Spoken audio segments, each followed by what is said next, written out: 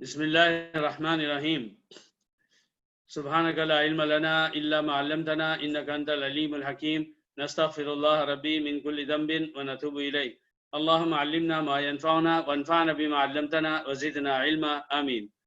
میرے بہت عزیز بھائیوں، آج اللہ کی توفیق سے ہم سورہ بقرہ کی پہلی آیت اور اس کے بعد کی آیتوں کو پڑھنے کی، سمجھنے کی، سمجھانے کی، عمل کرنے کی اور عمل کرانے کی کوشش کریں گے انشاءاللہ۔ تو میں نے اس سلسلے میں عرض کیا کہ سب سے پہلے ایک مسلمان کو قرآن کے سلسلے میں کیا کرنا ہے، تو اسے صحیح پڑھنا سیکھنا چاہیے اور وہ صحیح پڑھے، یہ پہلا فرض ہے۔ اس کے بعد یہ ہے کہ وہ صرف پڑھ کر اکتفا نہ کرے بلکہ اس کے معنی اور مطلب کو سمجھے۔ اگر وہ ایسا نہیں کرے گا تو اسے گناہ ہوگا۔ جب اس کی قرآن سمجھ میں آ جائے، جو بات اس نے قرآن کی پڑھی اس کی سمجھ میں آ گئی، تو پھر اس کو کیا کرنا چاہیے، پھر اس کو اس پر عمل کرنا چاہیے۔ اگر اس نے عمل نہیں کیا تو اس کا گناہ الگ سے ہوگا، اور اگر وہ خود عمل کر کے خاموش رہ گیا اور اس نے وہ بات دوسروں تک نہیں پہنچائی، یعنی دعوت و تبلیغ کا کام نہیں کیا، اب اس کا بھی گناہ ہوگا۔ کسی مسلمان کے لیے یہ کافی نہیں ہے کہ اس نے خود عمل کیا، اس کے لیے ضروری ہے کہ یہ وہ بات دوسروں تک بھی پہنچائے۔ تو ایک تو یہ بات تھی اصولی، اللہ تعالی ہم سب کو اس کی توفیق دے۔ دوسری بات یہ ہے کہ سورہ بقرہ کا سب سے پہلا لفظ جو ہے الف لام میم، یہ جو لفظ ہے اس کے بارے میں خود بہت ساری باتیں علماء نے اپنی اپنی تفسیروں میں بیان کی ہیں کہ یہ جو الف لام میم کے 3 حروف ہیں وہ کیا ہیں۔ تو سب سے پہلے ان حروف کے زبان سے پڑھنے پر ثواب کا مسئلہ آتا ہے کہ ہمیں کتنا ثواب ملے گا۔ اس بات کو نبی صلی اللہ علیہ وسلم نے یہ سمجھایا کہ من قرأ حرفا من کتاب اللہ فلہ بہ حسنہ والحسنۃ بعشر امثالها، لا اقول الف لام میم حرف بل الف حرف ولام حرف ومیم حرف۔ یہ ایک حدیث میں آیا ہے کہ جو شخص بھی قرآن کا ایک حرف پڑھے تو اس کو جو ہے اس کو ایک نیکی مل جاتی ہے۔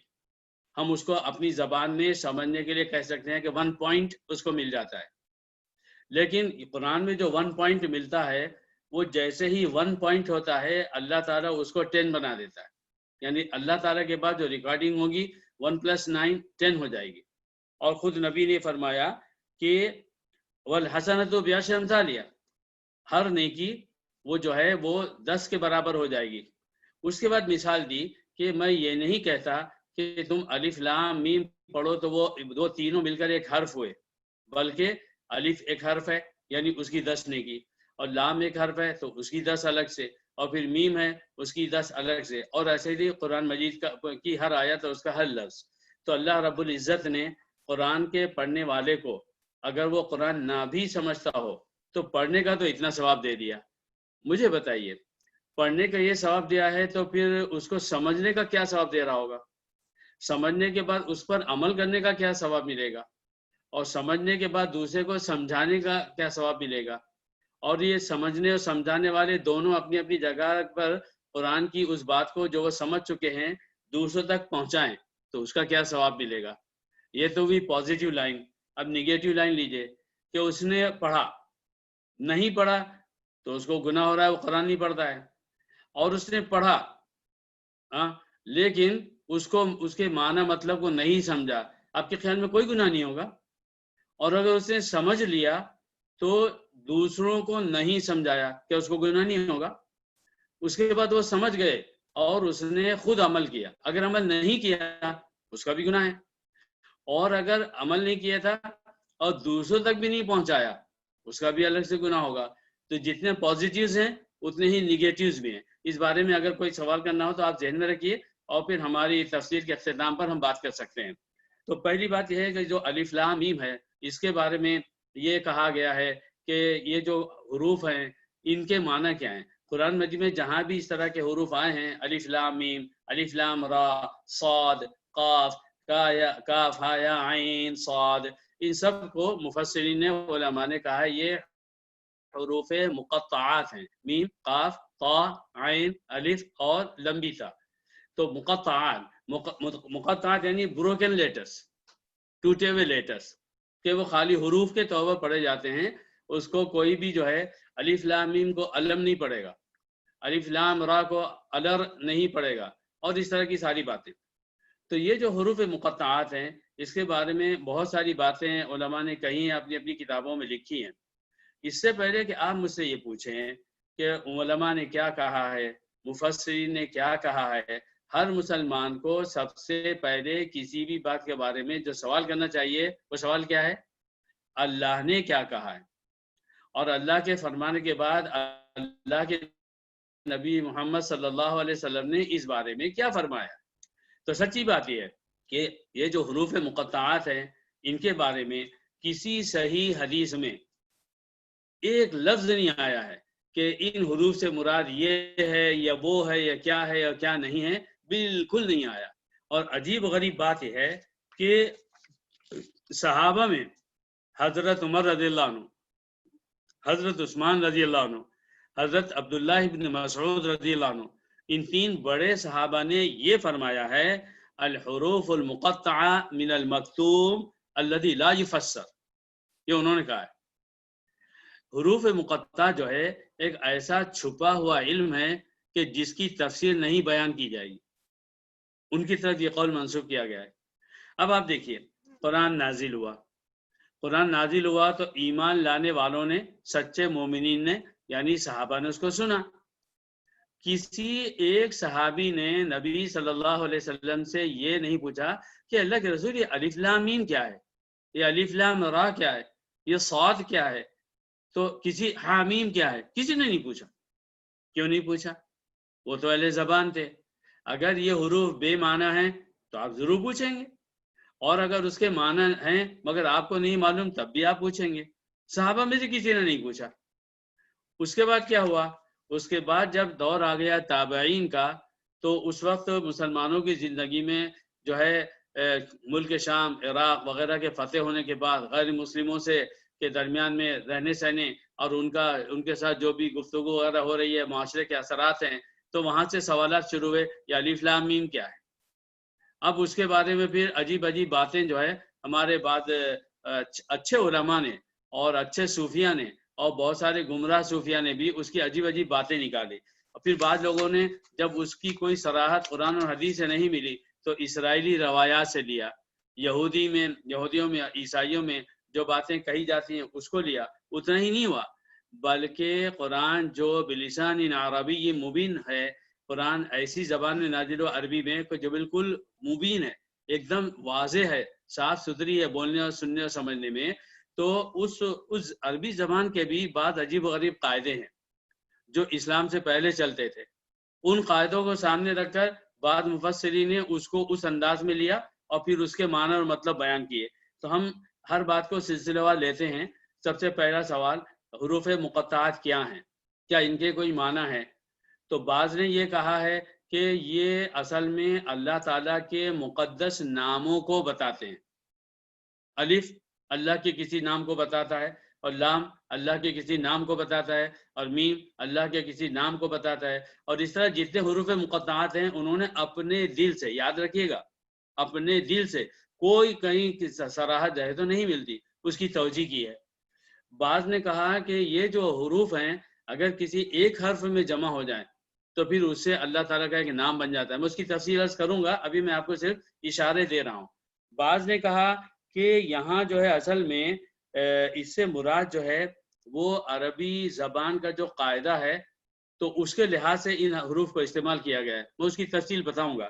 بعض نے کہا کہ اصل میں یہ جو حروف اس میں آئے ہیں حروف مقطعات میں، تو اس سے مراد نبی صلی اللہ علیہ وسلم کے نام ہوتے ہیں۔ کوئی نہ کوئی حرف جو ہے نبی کے نام کی طرف اشارہ کرتا ہے۔ اور پھر اس کے بعد پھر ایک عجیب بات کھڑی ہوئی کہ یہ جو الف لام میم ہے اور جو دوسرے حروف ہیں، تو عربی زبان میں بعد میں ان میں سے ہر لفظ کی ایک جو ہے وہ کیا کہتے ہیں آپ کے عددی قیمت رکھی گئی ہے، نیومرل ویلیو۔ اس کی نیومرل ویلیو کیا ہے؟ الف اس کے نیومرل ویلیو میں وہ 1 ہے، 2 ہے، 3 ہے، 4 ہے، 5 ہے، 100 ہے، 1000 ہے، 800 ہے، what is that؟ اور اس کے بعد میں اسی طرح اس کی جو ہے عددی قیمت کو نکالا گیا ہے کہ اس کی عددی قیمت کیا ہوتی ہے۔ پھر اس کے بعد میں جو ہے یہ کہا گیا کہ یہ بھی اگر ہو گیا تو اس کے جو وہ حروف ہیں، بعد نے کہا کہ اس سے مراد فرشتوں کے نام ہوتے ہیں۔ تو پہلے ہم ان ساری تفسیر کو لیتے ہیں، اس لیے لیتے ہیں صرف معلومات کے لیے کہ آپ سمجھیں کہ قرآن کے ان الفاظ کی اس طرح سے بھی تشریح کی گئی ہے، مگر ہر حال میں یہ بات یاد رکھیے، یہ ساری تفسیرات جو ابھی آپ مجھ سے سنیں گے انشاءاللہ یا آپ خود کتابوں میں پڑھیں گے، قرآن اور حدیث سے اس کی کوئی بھی دلیل نہیں ہے۔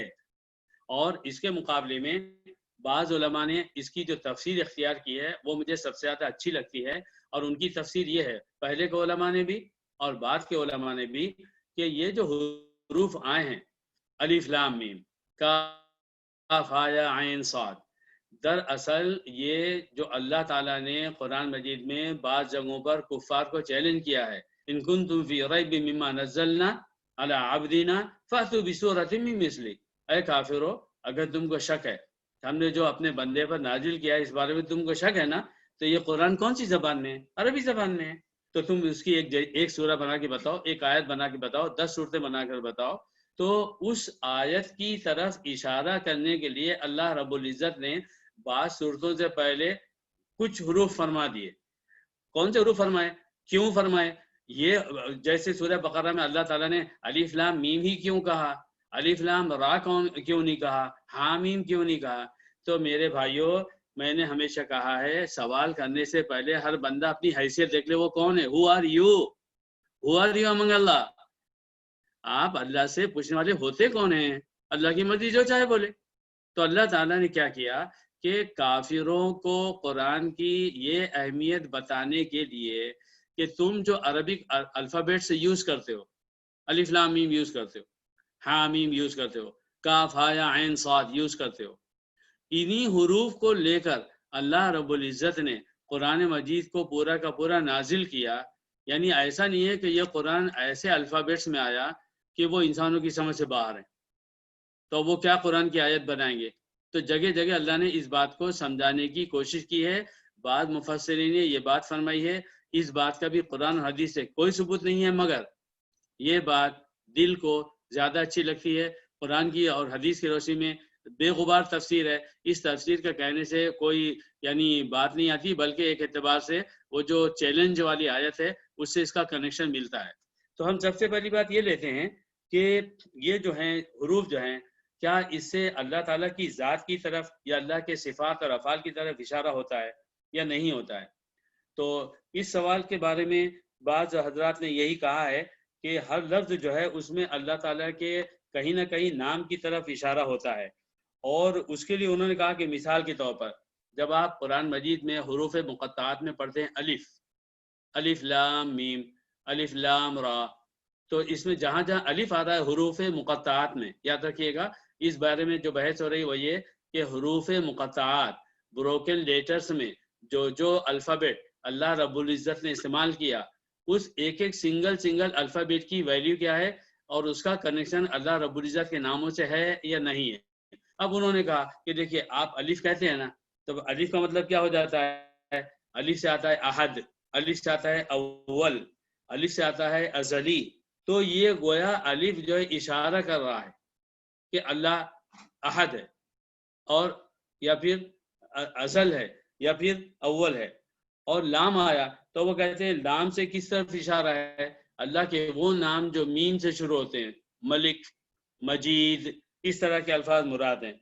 اور پھر وہ جو بہت بڑا لفظ ہے جہاں پر حروف مقطعات سب سے زیادہ آئے ہیں وہ ہیں کاف ہا یا عین صاد۔ اب ایک ایک حرف کو اللہ کے وہ سارے نام جس میں کہیں پر کاف، کہیں پر ہا، کہیں پر یا، کہیں پر عین، کہیں پر صاد آیا، انہوں نے اس لفظ کی طرف اشارہ کر دیا ہے۔ یہ بات کسی بندے نے، کسی بہت بڑے عالم نے اپنے دل سے ایک ریزن بیان کیا، ہم ان کی خالی اس بات کو سن لیں گے، اس پر ایمان نہیں لائیں گے، نہ اس پر ہمارا ایمان لانا شرط ہے، نہ اگر آپ بولے کہ نہیں جی یہ مراد نہیں ہے، تو اس سے آپ کی کوئی الزام نہیں آئے گا کہ کسی مسلمان نے قرآن کی توہین کی۔ بعض حضرات نے کیا کہا کہ اصل میں عربی زبان میں ایسا ہے کہ قرآن کے نازل ہونے سے پہلے عربی زبان میں عرب کیا کرتے تھے کہ کسی مشہور شخصیت یا مشہور چیز، مشہور شخصیت یا مشہور چیز کی طرف اشارہ کرنے کے لیے اس کا پورا نام بولنے کی جگہ اس کے نام میں سے کوئی الفابیٹ لیتے تھے۔ اور صرف اس الفابیٹ کو بولتے تھے تو سننے والا سمجھ جاتا تھا کہ یہ حرف بول رہا ہے صرف اس شخصیت کے لیے، صرف اس چیز کے لیے۔ مثال کے طور پر عربوں میں ایک بہت نامور شخص گزرے ہیں، ان کا نام تھا حارثہ بن لام الطائی۔ حارثہ بن لام الف میم، یہ ان کے والد کا نام تھا۔ الطائی قبیلہ طائی کے تھے۔ اب اس میں کیا آیا ہے؟ لام آیا ہے۔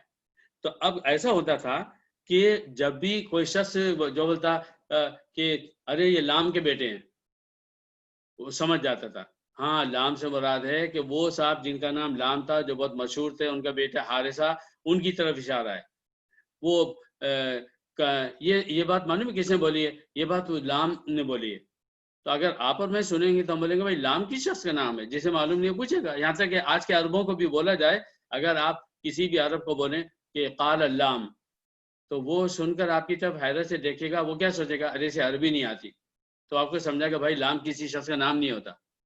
اور اگر پھر آپ نے پلٹ کر کہا کہ میں آپ کو یہ بتانا چاہ رہا ہوں کہ وہ جو عربوں کی تاریخ میں حارثہ بن لام الطائی گزرا ہے، میں اس کی طرف اشارہ کر رہا ہوں، تو جب آپ یہ بتاؤ گے نا تو عربوں میں 99 عربوں کو، وہ کسی ملک کے ہوں، ان کے لیے یہ ایک نیا اضافہ ہوگا۔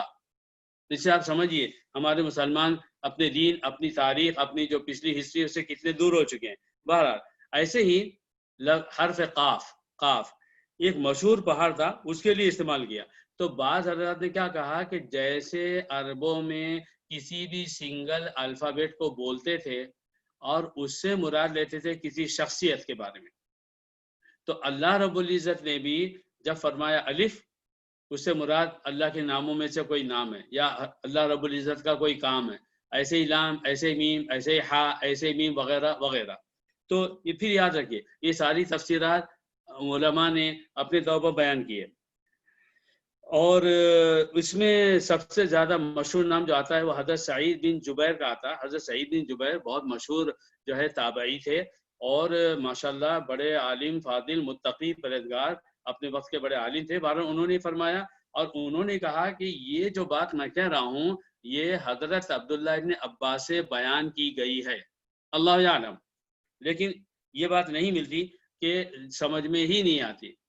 صحابہ نے کوئی بات دین کی ایسی نہیں بولی کہ جو نبی نے نہیں فرمایا مگر صحابہ نے اپنی طرف سے بیان کر دیا، ایسا کہیں نہیں ہوا، ایک سنگل بات نہیں۔ انہوں نے جو بات کہی ہے اگر انہوں نے نبی سے ڈائریکٹ سنی ہے یا انڈائریکٹ کسی بھروسے کے آدمی سے سنی ہے تو بیان کیا ہے، اور یا پھر کہیں خود سنا تھا تو بتایا اور کسی صحابی نے سنا تھا تو بتایا، اپنے دل سے تشریح نہیں کی ہے۔ بہرحال یہ بات ہے۔ اب یہ بھی کہا گیا ہے کہ یہ جو حروف ہیں، جیسے اگر آپ کہیں کہ الف لام را، اب یہ 3 حروف جمع ہو گئے، تو کہتے ہیں کہ 3 حروف جمع ہوئے ہیں نا، اس سے مراد ہے الرحمن۔ الف لام را بول کر اصل میں اشارہ ہو رہا ہے کہ الرحمن، تو یہ بھی ایک تفسیر ہے اپنے دل سے کہی بھی۔ اچھا یہ بھی کہا گیا ہے کہ اصل میں یہ جو حروف آئے ہیں تو اس سے مراد اللہ رب العزت کی شخصیت، اللہ رب العزت کی ذات مقدس مراد لی گئی ہے۔ جیسے کہا گیا کہ الف لام میم، الف سے مراد ہے انا، لام سے مراد ہے اللہ، اور میم سے مراد ہے اعلم، یعنی جب آپ سورہ بقرہ پڑھ رہے ہو تو آپ نے کہا الف لام میم، اس کا مطلب ہوا الف لام میم کا کہ یہاں اللہ تعالیٰ فرما رہا ہے انا اللہ اعلم، انا اللہ اعلم۔ مگر بھی دوسرے علماء نے کہا کہ نہیں یہ کوئی بات نہیں بیٹھتی، کیونکہ کوئی بھی بات جب شروع ہو اور اللہ تعالیٰ سب سے پہلے بولے کہ مجھے سب سے زیادہ علم ہے، تو ایک تو یہ کہ آپ اپنے دل کی تفسیر کر رہے ہیں، دوسرے جو ہے تو وہ جو آگے کی آیتیں ہیں اس سے یہ اضافہ کرنے کی ضرورت نہیں ہے، کوئی اس طرح بولتا نہیں ہے۔ بعض حضرات نے کہا کہ یہ جو حروف آتے ہیں یہ نبی صلی اللہ علیہ وسلم کی ذات اقدس کو بتاتے ہیں۔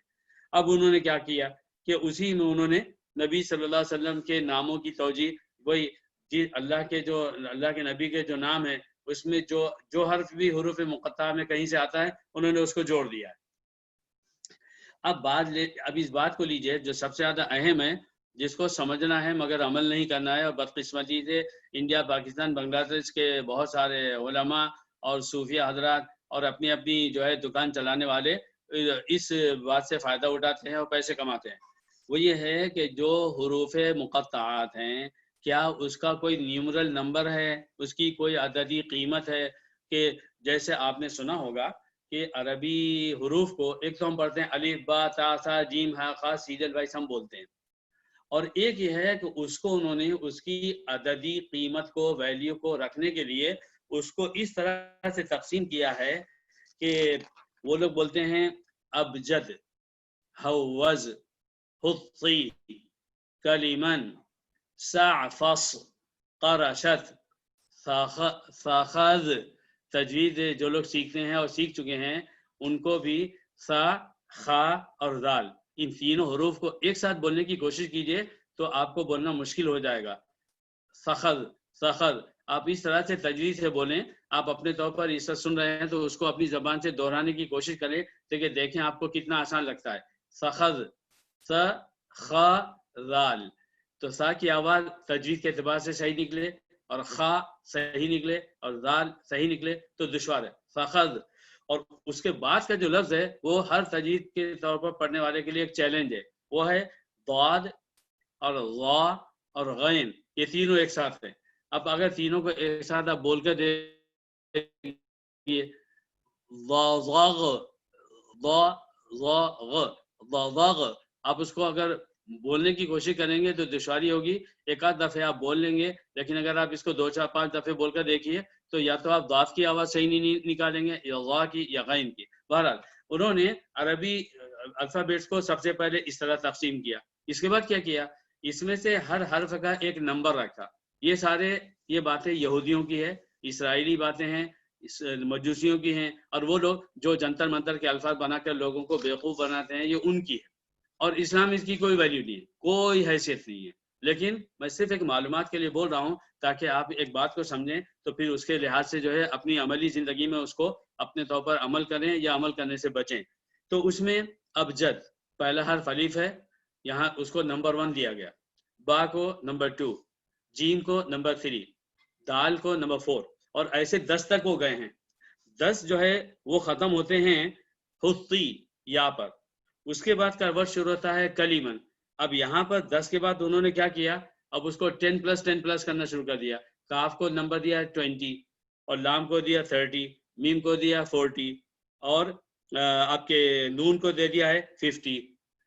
یہ اس طرح سے وہ گئے ہیں 100 تک۔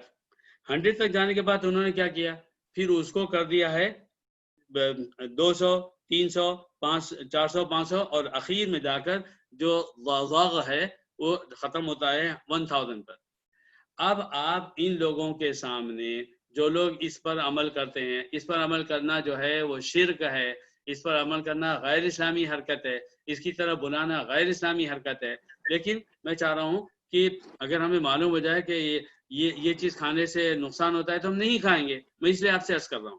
تو اس میں جو ہے جو لوگ اس کے اوپر عمل کرتے ہیں، آپ ان کے سامنے جو لفظ بھی بولیں گے تو وہ کیا کریں گے، اس کے فوراً نمبر نکالیں گے۔ آپ کو معلوم ہے کہ لوگوں نے کیا کیا ہے، بسم اللہ الرحمن الرحیم کے نمبر نکالیں 786، خالص یہودی طریقہ ہے، کوئی اسلامی طریقہ نہیں ہے، اسی لیے محتاط علماء جو ہیں انہوں نے کہا یہ بدعت ہے۔ کیا کہتے ہیں، محمد اس کے نام کے وہ نکالے گئے 92، کہیں پر بسم اللہ نہ لکھا جائے تو لکھتے ہیں 786۔ بعض حضرات سے میں نے پوچھا یہ نمبر آپ کیوں لکھتے ہیں، انہوں نے کہا دیکھیے اگر ہم جو ہے کسی بھی کاغذ پر بسم اللہ الرحمن الرحیم کا لکھ دیں، وہ کاغذ پھٹ جائے، گر جائے، ادھر ادھر پڑ جائے، پیر پڑ جائے تو اس کی بے ادبی ہوگی، تو اس بے ادبی سے بچانے کے لیے ہم نے لکھ دیا 786، یا محمد صلی اللہ علیہ وسلم کے نام کو لکھنے کی جگہ ہم نے لکھ دیا 92۔ یہ جو ہے غیر اسلامی فکر ہے، غیر اسلامی عمل ہے، اسلام اس کی کوئی گنجائش نہیں ہے۔ مگر جو لوگ اپنی دکانیں چلانا چاہتے ہیں جب وہ نمبر لکھتے ہیں تو تعویذ لینے والا سوچتا کہ ارے اس کے اندر نا کوئی وہ جادو ہے حروف کے اندر، اس لیے لکھ دیا گیا، تو یہ سب باتیں غلط ہیں۔ بہرحال ایک تو یہ بحث ہے۔ اب اس سلسلے میں ایک حدیث سن لیجئے تو اس سے آپ کو یہ بات اور واضح ہو جائے گی۔ ایسا ہوا، ابن اسحاق ایک بہت بڑے عالم اور مورخ گزرے ہیں، اور علامہ حضرت ابن اسحاق کا کمال یہ ہے کہ انہوں نے ایک کتاب لکھی ہے، اس کی کتاب کو جو ہے اس میں انہوں نے نبی صلی اللہ علیہ وسلم کی مکمل زندگی بیان فرمائی ہے، پیدا ہونے سے لے کر آپ کے دنیا سے جانے تک. لیکن اس کو جو انہوں نے صرف ایک شخص کی زندگی نہیں رکھا، بلکہ اس میں جگہ جگہ اس میں جو تاریخی باتیں پیش آئی ہیں اس کو سیریل وائز بیان کیا، اس لیے علماء میں بہت مشہور ہے، اور باتوں پر علماء کو اختلاف بھی ہے. تو انہوں نے لکھا ہے اپنی اس میں کہ حضرت جابر بن عبداللہ بن رئاب، حضرت جابر بن عبداللہ بن رئاب وہ کہتے ہیں کہ مدینے میں نبی صلی اللہ علیہ وسلم کے پاس یہودیوں کے 3 بڑے سردار. ایک آیا ابو یاسر بن اخطب، یہودی ابو یاسر بن اخطب، دوسرے حیی بن اخطب، اور تیسرے کعب بن اشرف. یہ 3 وہ تھے جو ان میں دنیاوی اعتبار سے بھی بڑے تھے اور تورات کے ماہر سمجھے جاتے تھے اپنی سوسائٹی میں. جیسے ہم آج کے دور میں جن علماء کو ہم جانتے ہیں، ہم سمجھتے ہیں کہ بڑے علماء ہیں، تو اسی طرح یہ 3 بڑے تھے، اور انہوں نے نبی صلی اللہ علیہ وسلم سے قرآن کے بارے میں گفتگو کی. تو جب آپ نے ان کے سامنے قرآن پڑھا، الف لام میم ذالک الکتاب لا ریب فیہ، انہوں نے کہا یہ الف لام میم کیا ہے؟ آپ نے کوئی جواب نہیں دیا. انہوں نے فوراً الف لام اور میم کو اس کی جو عددی قیمت ہوتی ہے اس کو جوڑا. اب ان کے سامنے کیا آیا؟ الف کتنے نمبر کا ہے؟ نمبر 1. اور لام میں کتنے ہیں؟ 20. اور میم میں کتنے ہیں؟ 30. اب آپ اس کو ملائیں تو کتنے ہو گئے؟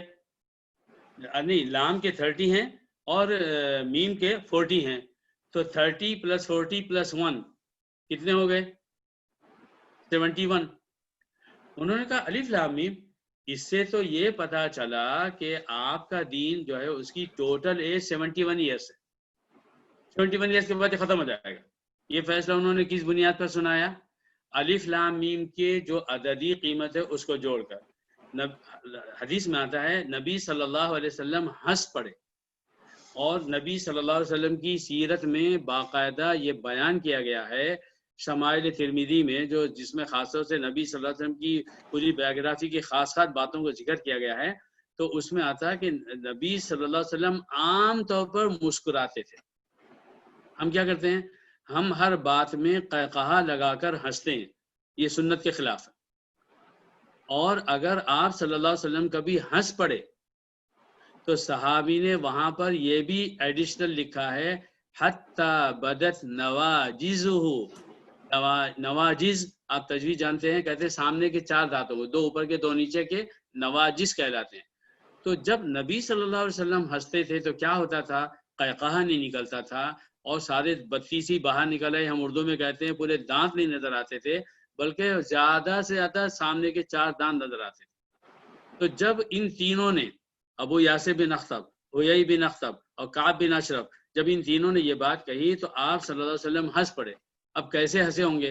اپنے اپنے تصور میں اپنے آقا کا چہرہ لائیے اور سوچئے کہ اب میں نے ابھی آپ کے سامنے کہا تو 7-8 دانت سے نظر آ گئے. تو اب سوچئے کہ وہ کیا کیفیت ہوگی کہ جس کے اندر جو ہے 4 دانت یا 2-4 اور زیادہ نظر آئے ہوں. یہ شکل تھی. اور اس کے بعد آپ نے کیا کیا؟ جب وہ ہنس پڑے تو آپ صلی اللہ علیہ وسلم نے ان کے سامنے جو ہے وہ دوسری بات عرض کی. دوسری بات کیا عرض کی؟ تو آپ صلی اللہ علیہ وسلم نے ان کے سامنے سورہ صاد پارٹ نمبر 23 23ویں پارے میں سورہ صاد ہے، اور سورہ صاد کا پہلا حرف کیا ہے؟ یہی ہے صاد. اب جو لفظ حرف صاد ہے، اب اس کی عددی قیمت کیا ہوتی ہے؟ اگر آپ اس میں دیکھیں یہ ابجد حفظ کی جو نمبرنگ کی گئی ہے تو اس میں صاد کے نمبر ہوتے ہیں 90. تو پہلے جب الف لام میم کے حروف کو جوڑا تو 71 سمجھ میں آیا، جب صاد کو سنا تو پھر وہ 90 بن گیا. تو وہ پریشان ہو گئے. انہوں نے کہا بھائی کبھی لگ رہا ہے کہ یہ دین ٹوٹل 71 یہ دنیا میں رہے گا، بعد میں ختم ہو جائے گا، اور ابھی آپ نے صاد کہا تو یہ سمجھ میں آ رہا ہے کہ جیسے یہ جو ہے 71 ایئر نہیں رہے گا بلکہ 90 ایئر رہے گا. تو اس کے بعد میں پھر کیا ہوا؟ آپ صلی اللہ علیہ وسلم نے جو ہے فرمایا الف لام میم را. اب الف اور لام اور میم را، ابھی سب کے گنتے بیٹھیے آپ، تو اب اس کے تو اور زیادہ ہو گئے. ان کو شیطان نے یہ کہا کہ اس دین کو کیسے مانے. جس کی عمر کو طے کرنا مشکل ہو رہا ہے کتنی کم ہے کتنی زیادہ ہے۔ اس حدیث سے صاف طور پر معلوم ہو گیا کہ عربی کے حروف کی نمبرنگ کرنا، اس کی نمبرنگ کو گننا، اور کسی کا نام رکھنے کے وقت عموماً جب کوئی بچہ یا بچی پیدا ہوتی ہے تو مسلم گھرانوں میں نام کا بڑا اہتمام ہوتا ہے، مولانا کیا نام رکھیں؟ اور مجھے اس بات پر ہنسی آتی کہ میرا بھائی نام کے رکھنے کے لیے جتنا پریشان ہے وہ اپنے کام کے لیے اتنا پریشان نہیں ہے۔ مولانا میں اپنے بیٹے اور بیٹی کے سامنے کیسے رہوں کہ اس کی سمجھ میں صحیح اسلام آئے؟ تو نام تو بڑے بہت ہی مولانا سے سوچ کے ڈکشنری میں دیکھ کر، اور ایک کے بعد دوسری پسند، دوسرے کے بعد تیسری پسند، اور یہ ہمارا جو بدبختی کا زمانہ ہے جس میں اسلامی ناموں کی اہمیت گھٹ گئی ہے، اور کوئی ایسا نام ہو کہ سننے میں اچھوتا ہو، وہ ذرا ماڈرن اسٹائل کا ہو، تو اس کو نام رکھتے ہیں، اور پھر وہ نام رکھنے میں مولانا صاحب بھی ایک ہنر دکھاتے ہیں۔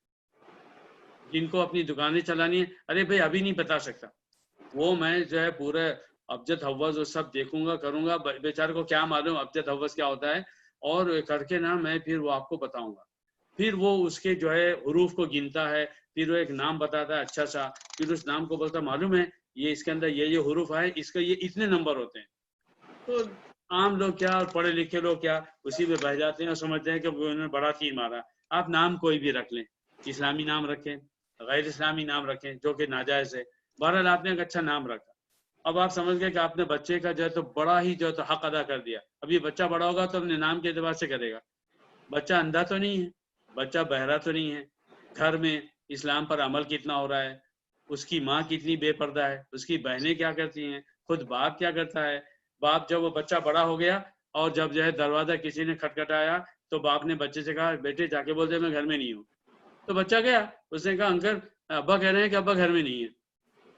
یہ تصویر وہ بچے کو جو سکھا رہا ہے، میں نے ایک مثال دی ہے، اس بارے میں اس نے کبھی نہیں سوچا کہ میرا وہ کون سا عمل ہے جو اسلامی ہے، تو یہ بچہ جب پیدا ہوا ہے تو بڑا ہوگا تو مسلمان بنے گا اور سچا بنے گا، اور میرا وہ کون سا عمل ہے جو شریعت کے خلاف جا رہا ہے کہ جب یہ عمل میں اپنے بچے کو میرا بچہ دیکھے گا تو پھر جو ہے تو بچہ اس کے اوپر عمل کرے گا، اور اس لحاظ سے وہ ساری باتیں ہوتی ہیں مختلف طرح کی۔ ابھی آپ اپنے بچوں کو آپ جو ہے تو سکھائیے کہ بیٹے کھانا کھانے سے پہلے بسم اللہ بولنا چاہیے۔ اب آپ نے بچے کو سکھا دیا۔ اب میں اپنے نواسے پہ میں نے بہت ساری چیزیں جو ہے تجربہ کی، آپ نے بھی کیا ہوگا۔ اب ہم نے اپنے نواسے کو اسماعیل کو آپ دعا فرمائے وہ دین کے لائق بنے اور ماں کی آنکھوں کی ٹھنڈک بنے، تو اب ہم نے اس کو سکھا دیا کہ بیٹے آپ بسم اللہ پڑھو۔ جب کھانا کھانے بیٹھے تو میں نے دیکھا کہ اس نے جو ہے لقمہ منہ میں رکھ لیا، تو میں نے کہا بیٹے آپ نے بسم اللہ نہیں پڑھا؟ اس نے کہا بسم اللہ۔ اس کے فوراً بعد اس نے مجھ سے سوال کیا، اس نے کہا ابو آپ نے بھی تو نہیں پڑھا؟ کیونکہ بچہ جو ہے یہ سیکھ رہا ہے کہ جب بسم اللہ بولو تو زور سے بولو۔ اب ہم نے تو آہستہ بول دیا اور ہم نے اسے کہا تم بسم اللہ بولو، اس نے بولا ہم نے سنا، تو پھر جب اسے کہا ابو آپ نے بھی نہیں کہا؟ ہم نے کہا نہیں بیٹے ہم نے بسم اللہ پڑھا ہے، اب وہ ہم نے تو نہیں سنا۔ بچے کے یہ بچکانی سوالات ہیں مگر اپنی جگہ پر اہم ہے، ہر بات پر اسی طرح ہے۔ تو یہ دیکھیے کہ اس طرح سے بات ہوتی ہے، بات میں بات نکلتی ہے کہ وہ چور جو ہے اپنے 10-12 سال کے بچے کو ساتھ میں لے کر گیا چوری کرنے، اور جب جس جگہ چوری کرنی تھی وہاں تک پہنچا تو اپنے بیٹے سے کہا بیٹے تو باہر کھڑے رہے نگرانی کر اور میں اندر جا کے سامان وامان لے کے آ جاتا ہوں، اگر کوئی نظر تجھے لگا کہ کوئی دیکھ رہا ہے تو مجھے چیخ کے بتا دے تاکہ ہم یہاں سے بھاگ سکیں۔ باپ گھر میں گیا اور چوری شروع کی، اتنے میں اس نے زور سے اپنے بچے سے آواز سنی ابا وہ دیکھ رہا ہے ابا وہ دیکھ رہا ہے۔ اس نے سامان پھینکا، جلدی سے باہر آیا، بولا کون کون کون کون دیکھ رہا ہے؟ تو بچے نے آسمان کی طرف انگلی اٹھا کہا ابا وہ دیکھ رہا ہے نا۔ باپ شرمندہ ہوا، اس نے کہا ارے بیٹے میرا یہ مطلب نہیں تھا۔ بیٹے نے بولا جو مطلب بھی ہو، لیکن آپ نے کہا کہ کوئی دیکھ رہا ہے تو مجھے بتا دے، تو میں نے آپ کو بتا دوں اللہ دیکھ رہا ہے۔ باپ کو توبہ کی توفیق ہوئی۔ یہ واقعہ پیش نہیں آیا ہوگا، مجھے یقین ہے واقعہ پیش نہیں آیا، مگر جس نے بھی بنایا اس نے اس کے اندر جو اس کے معنی ہے وہ مجھے صحیح نظر آتے ہیں۔ تو بہرحال ایک تو یہ بات ہے۔ تو اب اس کے علاوہ بھی ماشاءاللہ ہمارے علماء نے عجیب عجیب رنگ دکھلائے ہیں الف لام کی تفسیر میں۔ تو بعض لوگوں نے یہ کہا کہ یہ جو الف لام میم یا حروف مقطعات ہیں اس سے مراد فرشتوں کے نام ہیں، بعد نے کہا یہ نبیوں کے نام ہیں، میں پھر عرض کروں، یہ ساری باتیں کسی بھی عالم نے چاہے وہ جتنا بڑا ہو اپنے دل سے کہا ہے، قرآن و حدیث سے اس کی ایک سند ایک دلیل نہیں ملتی. صرف کانوں کے مزے کے لیے سن لیجئے، نالج میں اضافہ کیجئے اور اس نیت سے کیجئے کہ اگر ان حروف کے بارے میں آئندہ کوئی مسلمان آپ کے سامنے آئے اور وہ اس کے بارے میں کوئی غلط فہمی میں مبتلا ہو تو آپ اس کو بتا سکیں کہ میرے بھائی یہ ایک غیر اسلامی بات ہے. ایک مسلمان کی حیثیت سے آپ کو کیا کرنا چاہیے؟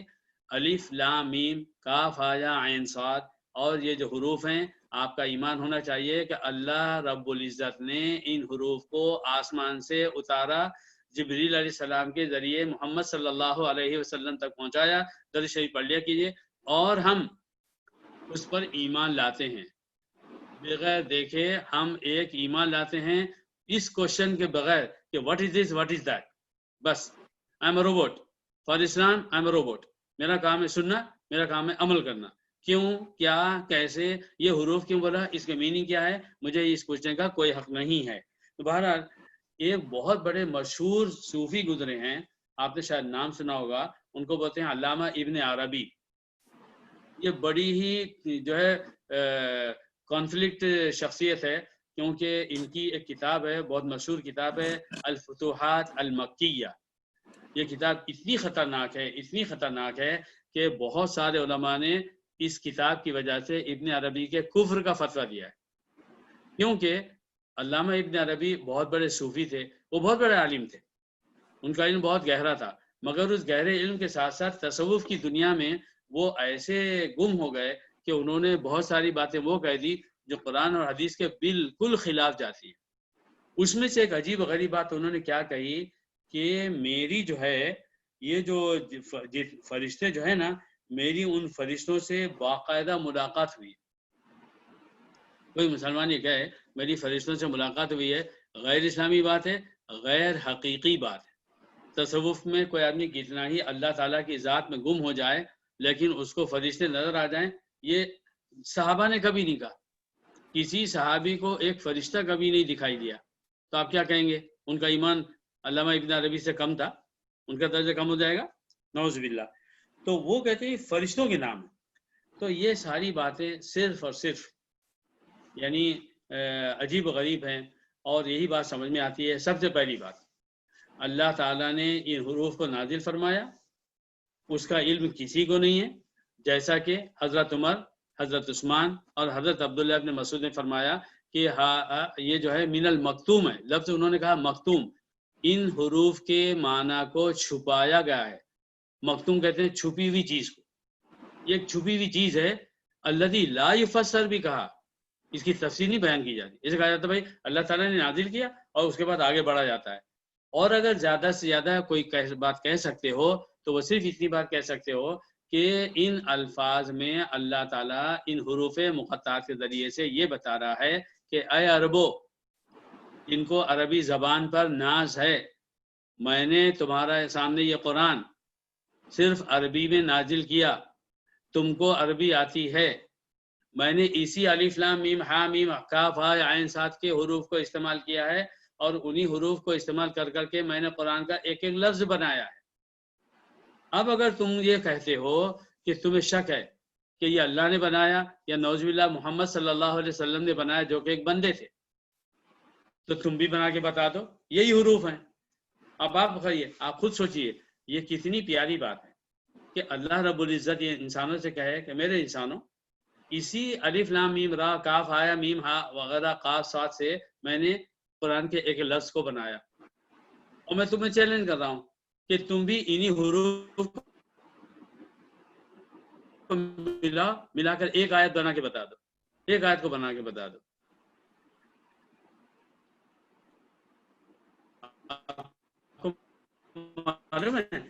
نبی صلی اللہ علیہ وسلم کے زمانے میں دو، جیسے مسیلمہ بن کذاب، اس نے نبوت کا دعویٰ کیا اور ایک عورت کا بھی نام آتا ہے، اس نے کیا. تو اب وہ ایسا کرتے تھے اس کے اوپر واجب ہو گیا، پھر کہتے تھے کہ ابھی یہ آیت نازل، نعوذ باللہ اس کو پہلی نعوذ باللہ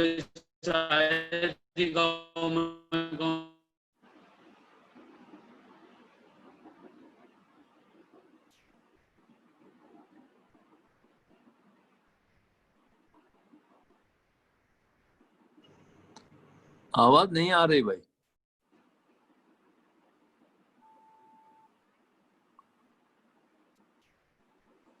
اعظم صاحب آواز نہیں آ رہی.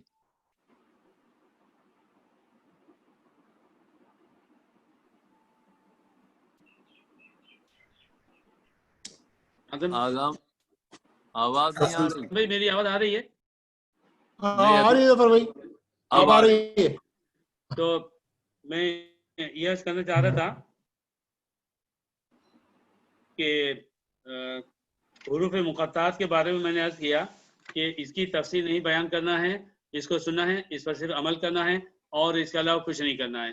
یہ تھی آج کی بات، اور میں آج اس پر اکتفا کرتا ہوں، اور اللہ تعالی ہم سب کو اس کی توفیق دے. قرآن پر ہمارا ایمان ایسا ہو جیسے صحابہ کا تھا، قرآن پر ہم ایسے صحابہ نے کیا، قرآن کے پیغام کو ہم دنیا کے ہر انسان تک پہنچانے کی ایسی کوشش کریں جیسے کہ صحابہ نے کیا تھا. اللہ تعالیٰ ہماری چھوٹی سی قرآن کی مجلس کو قبول فرمائے. آمین آمین آمین یا رب العالمین، آمین یا رب العالمین. ہمارے انور بھائی آپ کچھ اسٹارٹنگ میں کچھ